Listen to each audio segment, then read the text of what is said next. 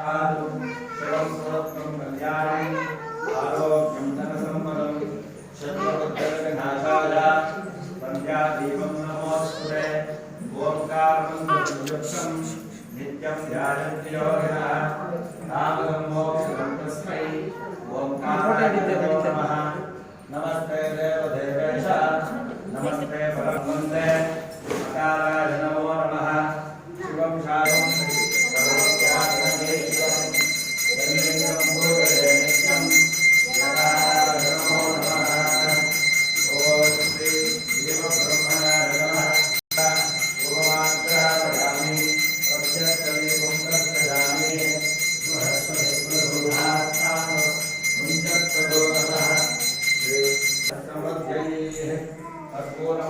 आतोननिन्द्रक्षमन्तम् चित्रं ग्रापं संगृभाय युग्मं समर्पयामि शिवसूत्रं समर्पयामि भस्मं परिकल्पयामि गन्धां धारयामि अलङ्करणार्थम् अक्षतान् समर्पयामि हरिद्राकुङ्कुमचूर्णं समर्पयामि।